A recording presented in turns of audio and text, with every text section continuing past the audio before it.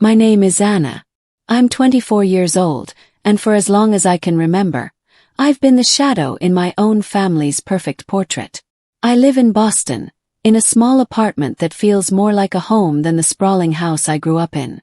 That house, a meticulously curated stage in the suburbs, belongs to my parents, David and Jessica Miller.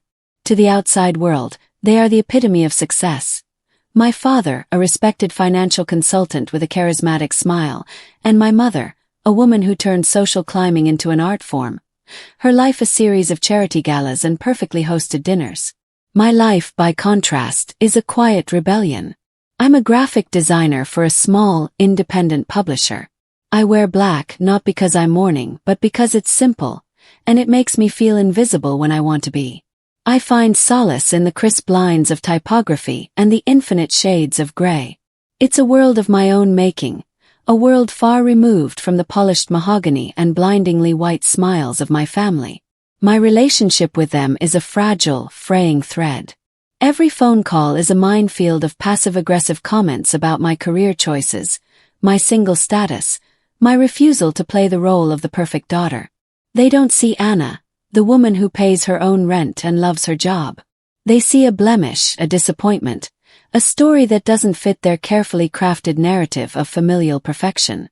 The hurt, once a roaring fire in my chest, has long since cooled into a permanent, icy knot in my stomach. I've learned to live with it, to build my life around it like a tree growing around a rock. It was a Tuesday afternoon when the final crack appeared in our fractured relationship. The phone rang, and my mother's clipped, overly cheerful voice filled the receiver. "Anna, darling," she began, the word darling a weapon she wielded with surgical precision. "I trust you're well." "I'm fine, Mom. What's up?" I kept my tone neutral, a skill honed over years of deflecting her emotional manipulations. "Well, your father's 60th is just around the corner, and we're planning a little something. A proper celebration at the country club. The mayor will be there, the Hendersons, everyone who matters." Her voice swelled with pride. A cold dread trickled down my spine. "That sounds big." "It is. It's a testament to your father's life, his achievements. We want everything to be perfect." There was a pause, a breath held just a fraction too long. "And that's why I'm calling, Anna. We've decided it would be best if you didn't come." The words hung in the air, sharp and glittering like shards of glass. I said nothing. I just listened to the blood roaring in my ears. "You understand, don't you?" she continued, her voice softening into a grotesque parody of sympathy. "It's a very important night for your father. We can't have any distractions. You and your lifestyle. People talk. It would just be an embarrassment. You shame us, Anna. You shame us." The phrase wasn't new. It had been the silent refrain of my entire childhood.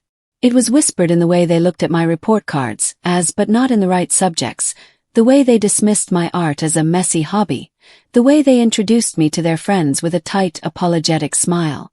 I was the family shame, black sheep, the inconvenient truth in their world of beautiful lies. For years I had absorbed it. I had let their judgment seep into my bones, had allowed their disappointment to become my identity. I would retreat, make myself smaller, apologize for existing. But this time was different. The icy knot in my stomach didn't just tighten. It shattered. And in its place, something new and terrifyingly calm began to grow. Cold, clear resolve. "I understand perfectly, Mom," I said, and my voice was so steady it surprised even me.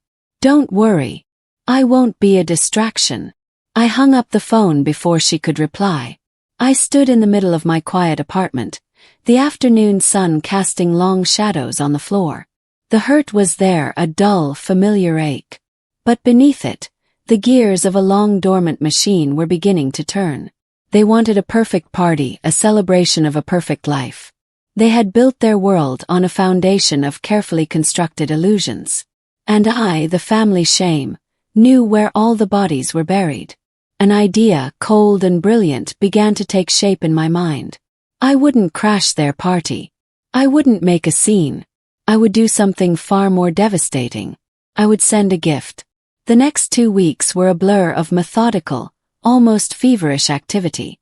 I became an archaeologist of my own family's history, excavating the ruins of our shared past. The attic of my parents' house, a place I had avoided for years, was my primary dig site. I let myself in one afternoon when I knew they would be out, the old key turning in the lock like a secret whispered into the past. The air upstairs was thick with the dust of forgotten things. It smelled of cedar, aging paper, and decay. Under a grimy canvas tarp, I found what I was looking for. My paternal grandmother's old steamer trunk. She was the only one who had ever truly seen me, a quiet, observant woman who had watched her son's ambition curdle into something ugly. When she died, my mother had hastily stored her belongings up here, eager to erase any trace of a life that didn't fit her aesthetic. Inside, beneath neatly folded linens that smelled of lavender, I found the first piece of my puzzle. It was a bundle of letters, tied with a faded blue ribbon. The handwriting was elegant, feminine, and it was not my mother's. "My dearest David," the first one began. I sat on the dusty floorboards, the single beam of light from the dormer window illuminating the words as I read about secret meetings, stolen weekends, and promises of a future that never came. They were dated 15 years ago, from a woman I vaguely remembered as one of my mother's friends, a divorcee who had moved away abruptly. My father, the pillar of the community, the devoted husband, was a fraud. I carefully placed the letters in my bag. My next target was my father's old office in the basement. He hadn't used it in years, but he never threw anything away. In a locked filing cabinet, the key for which my grandmother had once cheekily told me was always hidden under the loose floorboard by the furnace, I found a treasure trove. It wasn't about infidelity, but something far more central to his identity. His business. There were copies of old partnership agreements, angry letters from a man named Robert Maxwell, his first business partner, accusing my father of cooking the books and stealing clients before forcing him out of the company with a pittance. There was a settlement document marked strictly confidential, in which my father paid a substantial sum to Mr. Maxwell to avoid a lawsuit.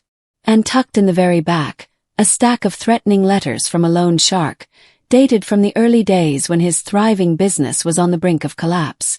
The self-made man was a myth. He was a shark who had cheated and clawed his way to the top. The final secrets were my mother's, and they were the hardest to find. Hidden behind layers of carefully maintained perfection. I found them not in a box, but in my own memory, cross-referenced with a few items I found in the trunk. There was a faded photograph of my mother and her younger sister, Catherine, laughing together as teenagers. I hadn't seen my Aunt Catherine since I was 8 years old. The official story was that they had a falling out. The truth, I discovered in a heartbreaking unsent letter from Catherine to her mother, was that my grandfather had left his modest inheritance to be split equally between his daughters. My father, already in debt, had convinced my mother to forge documents, take the entire sum, and cut her sister off completely, accusing Catherine of being unstable and greedy. My mother, so desperate to maintain the facade of wealth, had betrayed her own blood. Finally, I gathered my own history. I didn't have to dig for it. I had lived it. I found the second-grade art project I had been so proud of, a clay bird, which my mother had called clumsy before accidentally dropping it. I found my middle school diary, the pages filled with entries about crying myself to sleep after my parents forgot to show up for my school play. I found a stack of photos from family vacations where I was always standing slightly apart from the main group, an awkward satellite orbiting their sun. I laid all of it out on my apartment floor. The love letters, the financial documents, the story of a sister's betrayal, the evidence of a childhood spent in the shadows. It was a mosaic of deceit, a comprehensive history of the Miller family's sins. My hands didn't shake. My heart didn't pound. I felt a profound, chilling clarity. The next step was the presentation. I went to the most expensive stationery store in the city and bought 4 beautiful, handcrafted gift boxes, cream-colored with gold trim. I bought rolls of deep burgundy satin ribbon.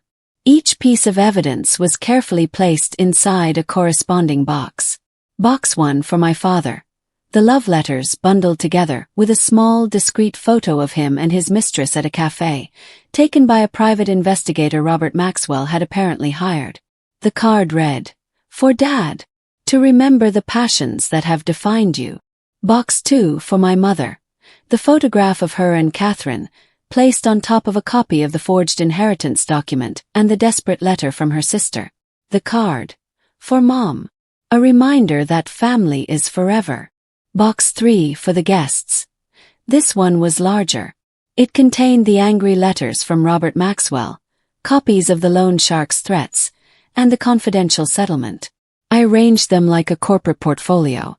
The card, "From the Miller Family Archives, a tribute to the foundations of our success." Box 4, the smallest and most personal. My clay bird, which I had painstakingly glued back together. My diary, open to a particularly painful page. A photo of me, aged 10, sitting alone on a bench at my own birthday party while my parents entertained their friends. The card was simple. "From the daughter." I scheduled the delivery with a high-end courier service for 8 p.m. on Saturday, the night of the party. Prime time. Right after the main course, just as the speeches were likely to begin. The instructions were clear. The boxes were to be delivered directly into Mrs. Jessica Miller's hands. As I sealed the last box, a wave of dizziness washed over me. I sat back on my heels, the enormity of what I was doing settling upon me. This wasn't just a prank. It was an act of demolition. I was lighting a match, and I had no idea how large the fire would be. But the thought of their faces, of their perfect world cracking open, was the only thing that silenced the ghosts of 1,000 past humiliations. They had written me out of their story. Now I would write the final chapter. On the evening of the party, I did not pace my apartment or stare anxiously at the clock. I drew a bath, poured a glass of wine, and put on a playlist of quiet, instrumental music. I was an actress in the wings, waiting for a play I had written to begin miles away. I felt strangely detached, as if I were observing my own life from a great distance. I could picture the scene at the country club perfectly. The ballroom would be dripping with crystals and white roses. A string quartet would be playing softly in the corner. Men in tailored suits and women in glittering gowns would be laughing, sipping champagne, their voices a low, pleasant murmur.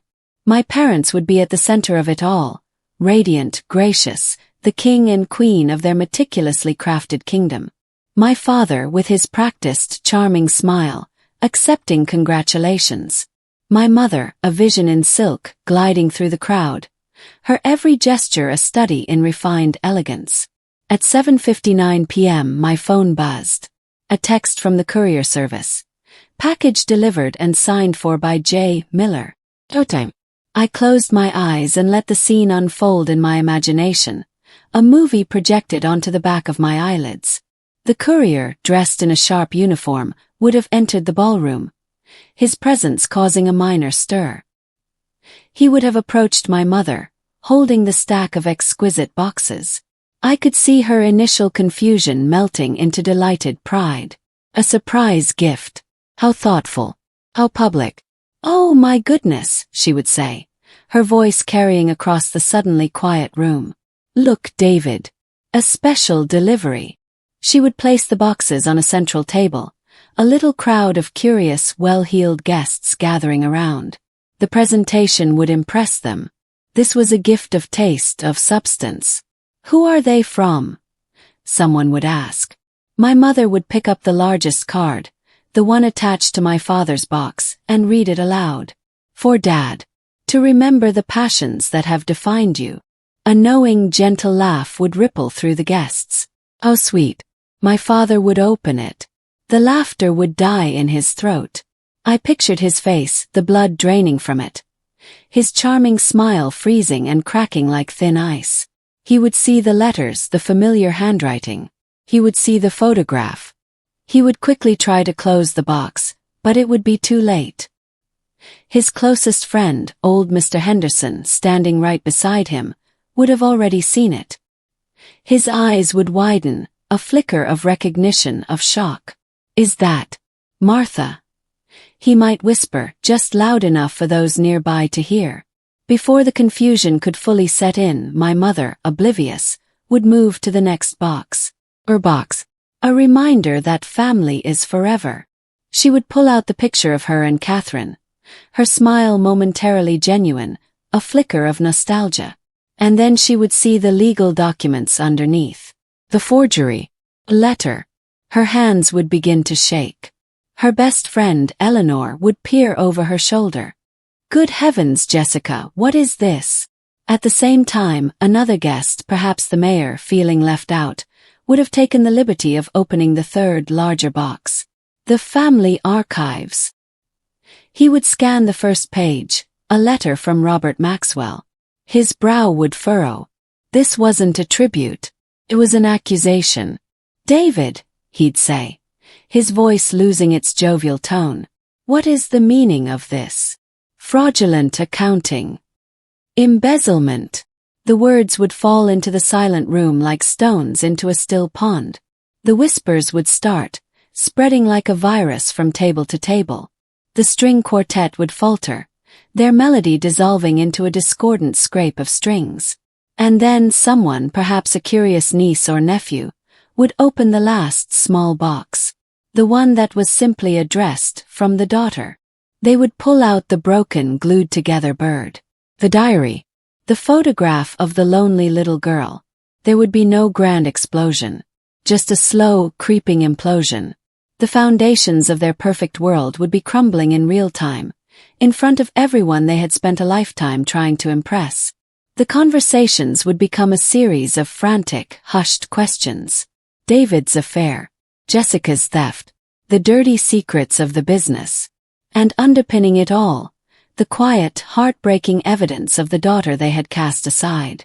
I could imagine my father's face, contorted with a rage he couldn't express.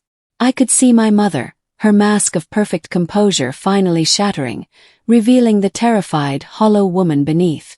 The guests, their faces a mixture of pity, disgust, and morbid fascination, would begin to make their excuses, melting away from the scene of the disaster, eager to dissect the scandal in their cars on the way home. The perfect party was over. The perfect family was exposed.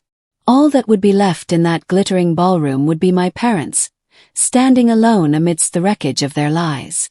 My phone started ringing. My mother's name flashed on the screen. I let it go to voicemail. It rang again. My father. I silenced it. Then the texts started flooding in, a torrent of fury, disbelief, and hatred. How could you? You have ruined us. You are no longer our daughter. I read the words, and for the first time in my life they had no power over me. The icy knot was gone. The dull ache was gone. The shadow was gone. In their place was a vast, quiet emptiness. It wasn't happiness, not exactly. It was something more profound. It was peace. I stood up and walked to my window, looking out at the city lights twinkling in the darkness. I had not screamed or fought or pleaded to be heard. I had simply held up a mirror, and they had been forced to look. Their shame was no longer mine to carry. It was theirs, and I had returned it, gift-wrapped, to its rightful owners. My voice, silenced for 24 years, had finally spoken, and it had spoken the truth. And in the quiet of my small apartment, for the first time I felt free. If you like this story, please like this video, subscribe to the channel, and share your impressions of this story in the comments. To listen to the next story, click on the box on the left, and thank you for watching.